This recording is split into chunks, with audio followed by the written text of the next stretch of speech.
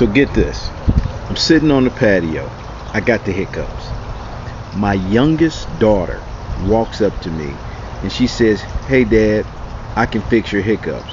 I'm holding my breath, I'm drinking water, I'm doing all this stuff.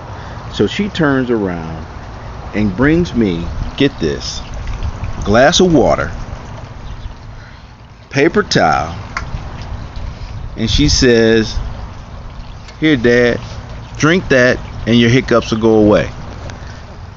I drink it, and lo and behold, no more hiccups. Imagine that. You gotta love the kids. So there you have it. Paper towel on top of a glass of water. It'll get rid of your hiccups. Who would have thought it?